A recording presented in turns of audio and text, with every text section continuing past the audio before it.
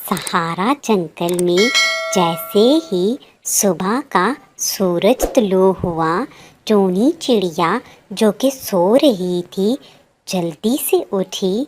सबसे पहले उसने प्यार से अपने पास पड़े हुए अंडे को देखा और फिर खुद से बोली, आज मैं बहुत खुश हूँ क्योंकि आज मेरा सरतान इस दुनिया में आने वाला है। इसी खुशी में मैंने सब पक्षियों को दावत दी है। खैर, मैं भी किन बातों में लग गई। मुझे जल्दी जल्दी सारी तैयारी करना होगी क्योंकि थोड़ी देर में सारे पक्षी आना शुरू हो जाएंगे। ये कहकर चिड़िया अंडे के पास से उठ गई और जल्दी जल्दी अपने काम करने लगी। फिर थोड़ी ही देर बाद उसने अपना सारा घर सजा लिया और हर चीज़ भी तैयार कर ली। जब उसने घड़ी की जानिब देखा तो दिन के 10 बज रहे थे।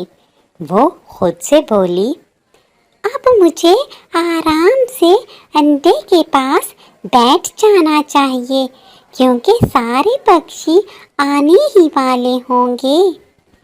ये कहकर वो अंडे के पास जाकर बैठ गई। इतने में उसकी दोस्त रानू चिड़िया वहाँ आ गई। वो भी टूनी चिड़िया के पास जाकर बैठ गई। थोड़ी ही देर बाद बाकी सब पक्षी भी आ गए। वो सब अंडे के इर्द गिर्द बैठ गए और अंडे से बच्चा निकलने का इंतज़ार करने लगे। इतने में चीचू कौवा अपने पति कालू कौवा से बोली, इतनी देर हो गई है और मुझे भूख लग रही है और टूनी चिड़िया तो बच्चे से पहले खाना नहीं देगी। अजी, आप जाओ और मेरे खाने के लिए कुछ लेकर आओ। टूनी चिड़िया को खुद भी अंदाज़ा था कि बहुत देर हो गई है, सब पक्षी भूखे होंगे, इसलिए वो जल्दी से बोली, चीचू बहन, आप खफा मत हो। मुझे पता है कि सब पक्षी भूखे होंगे। ऐसी कोई बात नहीं, मैं खाना लगाती हूँ और सब पक्षी पहले खाना खा लेते हैं। ये कहकर टूनी चिड़िया ने खाना लगाया और सब पक्षी खाना खाने लगे। वक्त आहिस्ता आहिस्ता बीत रहा था, लेकिन अंडे से बच्चा बाहर आने के कोई आसार दिखाई नहीं दे रहे थे। इतने में शाम हो गई। टूनी चिड़िया भी उदास बैठी थी। इतने में चीचू कौवा फिर से बोली, चिड़िया बहन, बुरा मत मानना, मुझे नहीं लगता कि तुम्हारा बच्चा जिंदा है। मुझे लगता है कि तुम्हारा बच्चा अंडे के अंदर मर गया है और अब मैं यहाँ बैठकर मज़ीद अपना वक्त ज़ाया नहीं कर सकती, इसलिए मैं जा रही हूँ। ये कहकर वो अपनी पत्नी कालू कौवे को लेकर वहाँ से चली गई। उन दोनों के जाने के बाद मीनू तोता बोली, टूनी, मुझे लगता है कि तुम्हें कोई ना कोई गलतफहमी हुई है, या तो अभी बहुत सा समय बाकी है या फिर चीचू की बात ठीक है। तुमने ऐसे ही हम सब पक्षियों को वक्त से पहले बुला लिया है। یہ کہہ کر وہ بھی وہاں سے اڑ گئی۔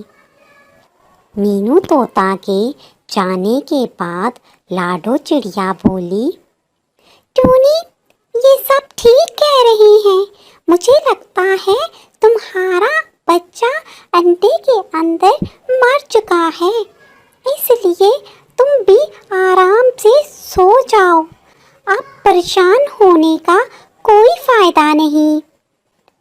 یہ کہہ کر لاڈو چڑیا بھی وہاں سے چلی گئی۔ لاڈو چڑیا کے جانے کے بعد ٹونی چڑیا بہت دکھی ہوئی اور رونے لگی اور بولی، رانو میری دوست، میرا دل بہت گھبرا رہا ہے، کہیں میرا بچہ انڈے کے اندر مر ہی تو نہیں گیا، اگر ایسا ہوا تو میں بھی مر جاؤں گی۔ ٹونی چڑیا کی بات سن کر رانو چڑیا بولی، ایسی باتیں نہیں کرتے میرے دوست، بعض اوقات ایسے معاملات میں دیر سویر ہو جاتی ہے، بس تم فکر نہ کرو۔ یہ کہہ کر وہ دونوں انڈے کے اور قریب ہو کر بیٹھ گئی اور انتظار کرنے لگی۔ اسی طرح وہاں بیٹھے بیٹھے ساری رات بیت گئی۔ جیسے ہی صبح کی روشنی ہوئی، انڈے نے ہلنا جلنا شروع کر دیا اور پھر دیکھتے ہی دیکھتے انڈے سے ایک پیارا سا ننھا منا پکشی باہر آیا۔ اسے دیکھ کر ٹونی چڑیا بہت خوش ہوئی اور پھر وہ رانو چڑیا سے بولی، شکریہ میری دوست، تم نے مشکل وقت میں میرا ساتھ دیا اور میرا حوصلہ بڑھایا، ورنہ باقی سب پکشی تو مجھے اکیلا چھوڑ کر چلے گئے تھے۔ میں تمہارا یہ احسان کبھی نہیں بھولوں گی۔ ٹونی چڑیا کی بات سن کر رانو چڑیا بولی، ٹونی میری دوست، میں نے تم پر احسان نہیں کیا، بلکہ ایک دوست ہونے کے ناطے اپنا فرض ادا کیا ہے، کیونکہ مشکل وقت میں ہمیشہ دوست ہی دوستوں کے کام آتے ہیں۔ اس کہانی سے ہمیں یہ سبق ملتا ہے کہ سچے اور مخلص دوست ہمارا قیمتی سرمایہ ہوتے ہیں، ان کی بدولت ہم بڑی سے بڑی آزمائش کا آسانی سے مقابلہ کر سکتے ہیں۔